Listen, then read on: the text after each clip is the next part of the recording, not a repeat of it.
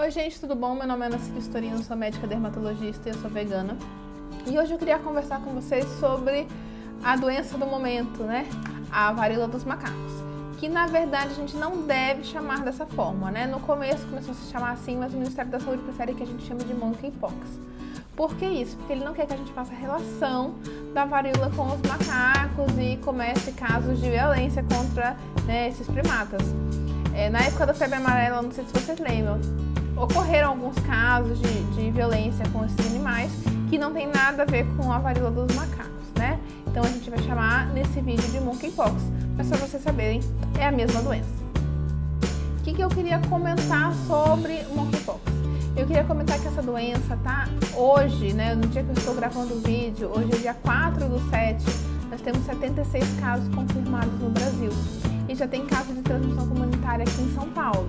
Então, por isso que eu estou gravando esse vídeo. Queria conversar com vocês quais são os sintomas que a gente deve, né, pensar em varíola dos macacos, em monkeypox.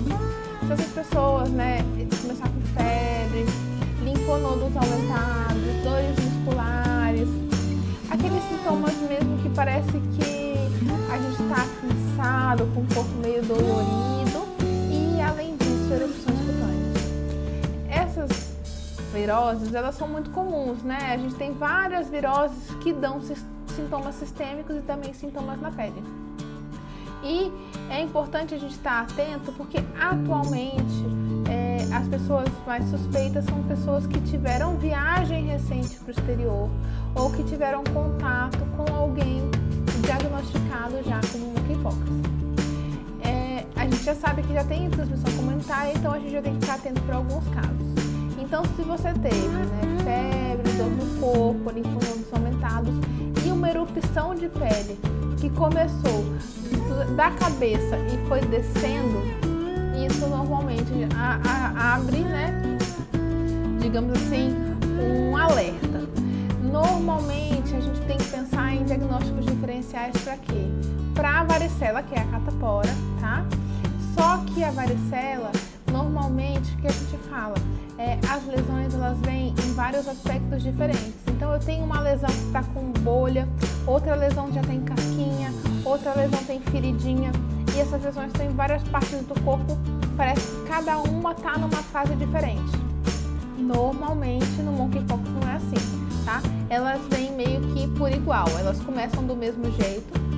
Normalmente elas começam com uma feridinha e depois elas vão formando a crosta característica, tá? A gente sabe que nesse surto que está acontecendo atualmente é mais comum que apareça na região genital. Antigamente não tinha tanto essa preferência, mas hoje em dia a gente percebe que, apesar de começar no rosto, as lesões se concentram mais na região genital. E se você tem alguma suspeita, se você acha que o seu caso pode ser, né, monkeypox, procure, né, um pronto atendimento, procure o seu médico. Às vezes pode ser que esses casos venham parar no dermato, porque, como eu disse, né, aparece lesão de pele e a gente tem que estar pronto também para poder suspeitar disso. E procure o seu médico nesses casos, se você está suspeitando de alguma coisa, se apareceu alguma coisa diferente na sua pele, se você está com feridas na pele e algum sintoma sistêmico. E como é o tratamento desses casos? O tratamento é sintomático, a gente ainda não tem nenhum tratamento específico, um remédio que vai fazer abreviar esses dias. Então, se a gente tem um caso sintomático, se a gente tem um caso suspeito, a gente isola esse caso desde o momento que chega no consultório. Então, se chegar alguém comigo hoje, né, a gente já está atendendo sempre com máscara, porque a gente continua com os cuidados em relação ao Covid-19. Mas se por acaso essa paciente chegou sem máscara, a gente vai colocar máscara nesse paciente, tá? E desde esse momento vai se isolar esse paciente, a gente dá atestado para essa pessoa voltar para casa e ela vai ficar isolada até a gente ter a confirmação ou poder descartar esse caso. Em casa, o ideal é que a pessoa fique isolada, num quarto isolado se possível, eu sei que nem sempre é possível, mas o ideal é que seja um quarto isolado, numa cama isolada e que tenha um banheiro só dele, porque a doença ela é transmitida por gotículas, por sangue e por secreções corporais, inclusive secreção que vem das feridinhas. Então, se eu estou dormindo na mesma cama que alguém que está suspeito, eu posso acabar pegando porque eu vou ter contato com a secreção.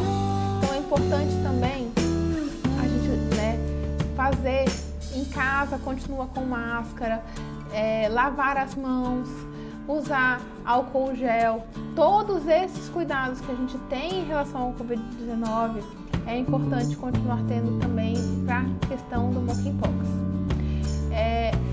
Evitar balançar a roupa, porque quando a gente balança a roupa que a pessoa utilizou, pode voar essas gotículas que saíram das feridinhas e pode acabar tendo contato com outra pessoa.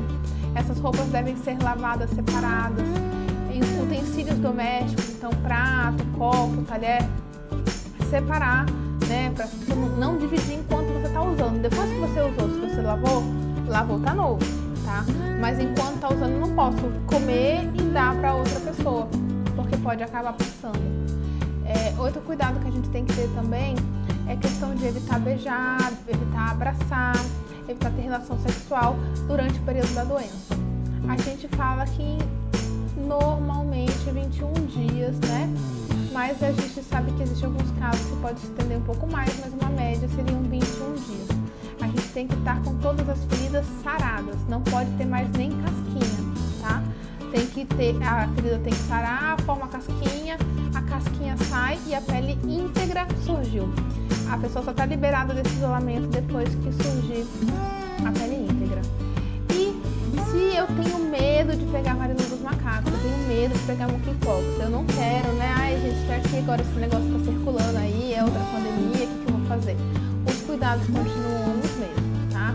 Então, evitar contato com gotícula, usar máscara, tá? Em locais com muita aglomeração, onde tem muita gente, continuar o uso de máscara.